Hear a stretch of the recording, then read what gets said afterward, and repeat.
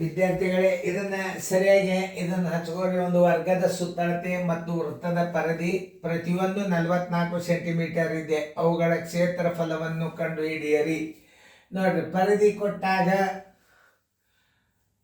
ವರ್ಗದ ಭುಜ ತಕ್ಕೋಬೇಕು, ವೃತ್ತದ್ದನು ತ್ರಿಜ್ಯ ತಕ್ಕೋಬೇಕು. ನೋಡ್ರಿ, ಇಷ್ಟು ತಿಳಿಸಿ ಹೇಳ್ತಾನ. ಪರಿಧಿ, ಎರಡು ಪರಿಧಿಗಳು ಈಕ್ವಲ್ ಅವ. ಯಾವುದು? ವೃತ್ತದ ಪರಿಧಿನೂ ಈಕ್ವಲ್ ಅದ, ಆಮೇಲೆ ವರ್ಗದ ಪರಿಧಿನೂ ಈಕ್ವಲ್ ಅದ. ಆಮೇಲೆ ನೀವೇನು ಮಾಡ್ಬೇಕೀಗ? ವರ್ಗದ ವಿಸ್ತೀರ್ಣ ತೆಗಿಬೇಕಾದ್ರೆ ನೀವು ವರ್ಗಾಕಾರದ ಸುತ್ತಳತೆ ಕೊಟ್ಟಾನ, ಅದೊಂದು ಭುಜ ತಕ್ಕೋಬೇಕು. ಆಮೇಲೆ ಈಗ ಏನು ಮಾಡ್ಯಾನ? ವರ್ಗದ ಪರಿಧಿ ಕೊಟ್ಟಾನ, ಅದರಿಂದ ತ್ರಿಜ್ಯ ತಕ್ಕೋಬೇಕು ನೀವು ಹೊರಗ. ಆಮೇಲೆ ತ್ರಿಜ್ಯ ತಕ್ಕೊಂಡು ವೃತ್ತದ ವಿಸ್ತೀರ್ಣ ತೆಗಿಬೇಕು. ಆಮೇಲೆ ಚೌಕದ ಭುಜ ತಕ್ಕೊಂಡು ಚೌಕದ ವಿಸ್ತೀರ್ಣ ತೆಗೆದು ಒಟ್ಟು ವಿಸ್ತೀರ್ಣ ಎಷ್ಟಾಗ್ತದೆ ಪರ್ಟಿಕ್ಯುಲರ್ ಬರೀರಿ. ಇಷ್ಟೆಲ್ಲ ತಿಳಿಸಿ ಹೇಳಿದ್ದೇನು ಮಾಡ್ರಿ, ಲಕ್ಷ ಕೊಟ್ಟು ಮಾಡ್ರಿ, ಸರಿಯಾಗಿ ತಿಳ್ಕೊಂಡು ಮಾಡ್ರಿ. ಸೂತ್ರಗಳು ಗೊತ್ತಿರ್ಬೇಕು ನಿಮಗೆ. ನಾ ಎಲ್ಲ ಸೂತ್ರ ಹಾಕಿನಿ ಚಾರ್ಟದಾಗ, ನೋಡ್ಕೋರಿ ಸೂತ್ರ. ಈಗ ನೋಡೋದು, ವರ್ಗದ ಸುತ್ತಳತೆ ಮತ್ತು ವೃತ್ತದ ಪರಿಧಿ 44 ಸೆಂಟಿಮೀಟರ್. ಓಕೆ, ವರ್ಗದ ತಿಳಿಸ್ತನ್ನ, ಯಾಕಂದ್ರೆ ನಂಗೆ ನಿಂದಿರ್ಲಿಕ್ಕೆ ಬರೋದಿಲ್ಲ, ನೀವು ಮ್ಯೂಟ್ ಮಾಡಬೇಕು. ವರ್ಗದ ಪರಿಧಿ ಬರೋಬರಿ 44 ಸೆಂಟಿಮೀಟರ್. ಪರಿಧಿ ಅಂದ್ರೂ ಒಂದೇ ಮತ್ತು ಸುತ್ತಳತೆ ಅಂದ್ರೂ ಒಂದೇ. ವರ್ಗದ ಭುಜ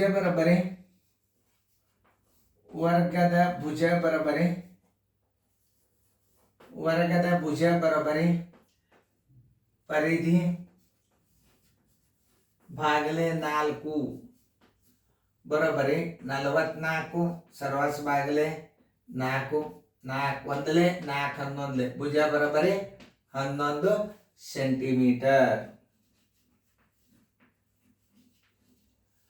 ವರ್ಗದ ವಿಸ್ತೀರ್ಣ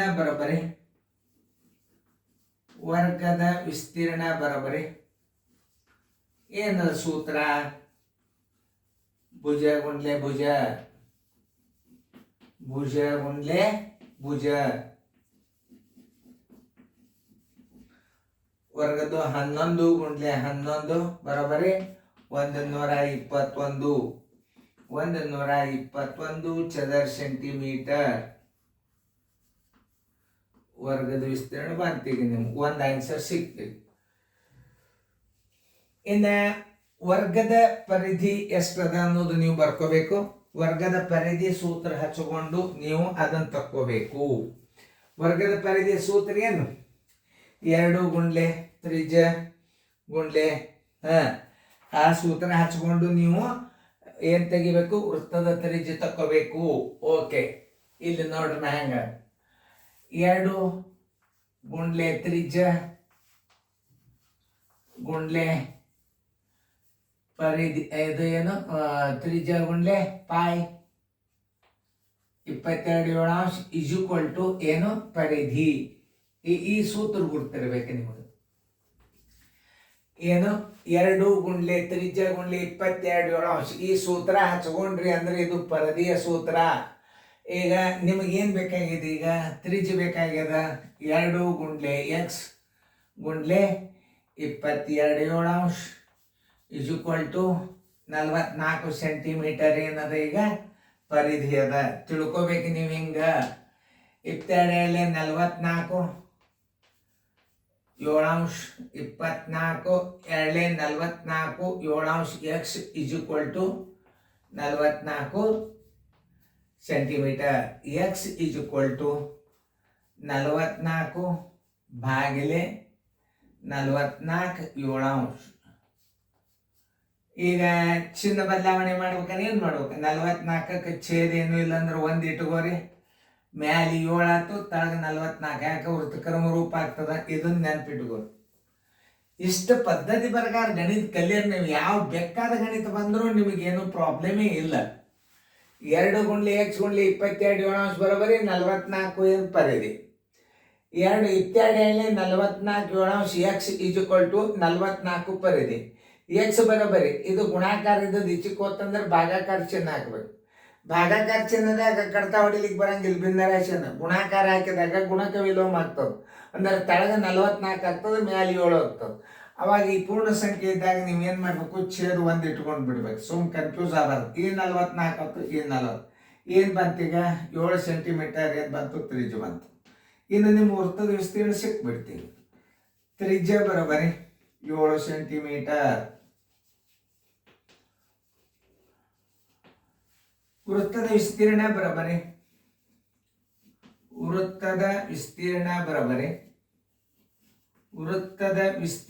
ಬರೋಬರಿ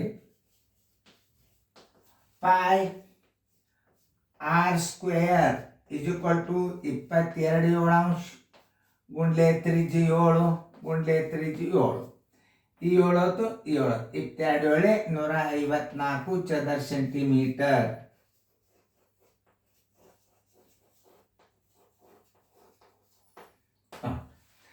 ಆನ್ಸರ್ ಇಸ್ ಈಕ್ವಲ್ ಟು ವರ್ಗದ ವಿಸ್ತೀರ್ಣ. ಉತ್ತರ ಬರೆಯಾಗ ಹಿಂಗೆ ಪದ್ಧತಿ ಪ್ರಕಾರ ಬರೀಬೇಕು. ವರ್ಗದ ವಿಸ್ತೀರ್ಣ ಬರೋಬರಿ ಎಷ್ಟದ, 121 ಚದರ ಸೆಂಟಿಮೀಟರ್.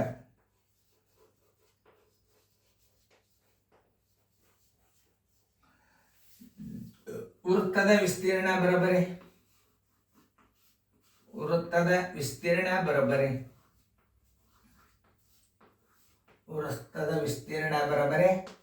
154 ಚದರ ಸೆಂಟಿಮೀಟರ್.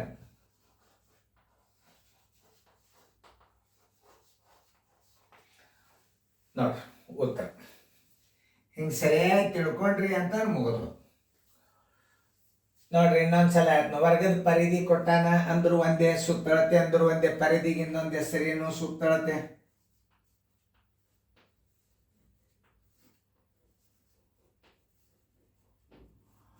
ನಲವತ್ನಾಲ್ಕು ಸೆಂಟಿಮೀಟರ್. ವರ್ಗದ ಭುಜ ಬರೋಬರಿ 44/4 11 ಸೆಂಟಿಮೀಟರ್. ಏನು ಬಂತು, ವರ್ಗದ ಭುಜ ಬಂತು. ವರ್ಗದ ವಿಸ್ತೀರ್ಣ ಭುಜ ಗುಂಡ್ಲೆ ಭುಜ 11 × 11 121 ಚದರ ಸೆಂಟಿಮೀಟರ್. ಆಮೇಲೆ ಪರಿಧಿಯ ಸೂತ್ರ, ಪರಿಧಿ ಎಷ್ಟು ಕೊಟ್ಟಾನ ಅದನ್ನು ನೀವು ತಿಳ್ಕೊಬೇಕು. ಇಲ್ಲೊಂದು ಹಚ್ಕೋರಿ ಪರಿಧಿ ಅಂತ. ಪರಿಧಿ ಬರೋಬರಿ 44 ಸೆಂಟಿಮೀಟರ್, ಪರಿಧಿ ಬರೋಬರಿ 4 ಸೆಂಟಿಮೀಟರ್. ತ್ರಿಜ್ಯ ತಕ್ಕೋಬೇಕೀಗ. ತ್ರಿಜ್ಯ ಬರೋಬರಿ ಎಷ್ಟು ನೋಡಿ, ಇವೆಲ್ಲ ಸಂಗತಿಗಳವಾಗ. 2 ಗುಂಡ್ಲೆ ತ್ರಿಜ್ಯ ಗುಂಡ್ಲೆ 22 ಬರೋಬರಿ ಪರಿಧಿ. 2 ಗುಂಡ್ಲೆ ಎಕ್ಸ್, ತ್ರಿಜ್ಯನ ಕಂಡು ಹಿಡಿಬೇಕಾದ್ರೆ ಅದಕ್ಕೆ ಎಕ್ಸ್ ಹಾಕೋಬೇಕು ನೀವು. ಗುಂಡ್ಲೆ 22 ಬರೋಬರಿ 40. ಮೇಲಿನ ಪದ ಕುಣಿಸ್ರಿ. 22 44 7 ಎಕ್ಸ್ ಇಜುಕಲ್ ಟು 44 ಸೆಂಟಿಮೀಟರ್. ಎಕ್ಸ್ ಬರೋಬರಿ 44 ಬಾಗಿಲೆ ಇದು ಹಚ್ಚಕ್ಕೆ ಭಾಗಾಕಾರ ಚಿಹ್ನೆ ಹಾಕಿ ಇದನ್ನ ಹಾಕಬೇಕು. ಇದು ಭಿನ್ನ ರಾಶಿ ಅದಂದ್ರೆ ಮುಂದಿನ ಸ್ಟೆಪ್ದಾಗ ಗುಣಕ ವಿಲೋಮ ಮಾಡ್ಕೋಬೇಕು. 44ನೇ 1ನೇ 44 ಭಾಗಾಕಾರ ಚಿಹ್ನೆ ಗುಣಾಕಾರ ಆಯ್ತು, ಇದು ಗುಣಕ ವಿಲೋಮ. ಅಂದ್ರೆ ಅಂಶದ ಜಾಗದಾಗ ಛೇದ, ಛೇದ ಜಾಗದಾಗ ಅಂಶ ಮಾಡ್ಕೊಂಡು ಬಿಡ್ಬೇಕು. ಈ 44 ಆಯ್ತು, 7 ಸೆಂಟಿಮೀಟರ್ ಏನಾಯ್ತು ತ್ರಿಜ್ಯ. ವೃತ್ತದ ವಿಸ್ತೀರ್ಣ ಬರೋಬರಿ ಪೈ ಆರ್ ಸ್ಕ್ವೇರ್ 22 ಗುಂಡ್ಲೆ 7 ಗುಂಡ್ಲೆ 7. ಆರ್ ಸ್ಕ್ವೇರ್ ಅಂದ್ರೆ ತ್ರಿಜ್ಯನ 2 ಸಲ ಇಡಬೇಕು. 22 154 ಚದರ ಸೆಂಟಿಮೀಟರ್. ಆದ್ದರಿಂದ ಉತ್ತರ ವರ್ಗದ ವಿಸ್ತೀರ್ಣ 121 ಚದರ ಸೆಂಟಿಮೀಟರ್, ವೃತ್ತದ ವಿಸ್ತೀರ್ಣ 154 ಚದರ ಸೆಂಟಿಮೀಟರ್. ನೋಡ್ರಿ ಮುಂದೆಲ್ಲ ನಿಮ್ಮ ಕೋನಗಳ ಬಗ್ಗೆ ಬರ್ತಾವ. ನಿಮಗೆ ವಿಸ್ತೀರ್ಣಗಳು ಡಿಸೈನದ ಮೇಲೆ ಬರ್ತಾವ. ಆಮೇಲೆ ಚಿತ್ರದ ಸಹಾಯದಿಂದ ವಿಸ್ತೀರ್ಣವನ್ನು ಕಂಡುಹಿಡಿದು ಭಾಳ ಬೆಸ್ಟ್. ಅಂದ್ರೆ ನಿಮ್ಮ ನಾಲೆಜ್ ಜಾಸ್ತಿ ಆಗ್ತದೆ. ಇದನ್ನು ನಾವು ತಿಳಿಸಾಗ ನೀವು ಲಕ್ಷ್ಯ ಕೊಟ್ಟು ನೋಡ್ರಿ.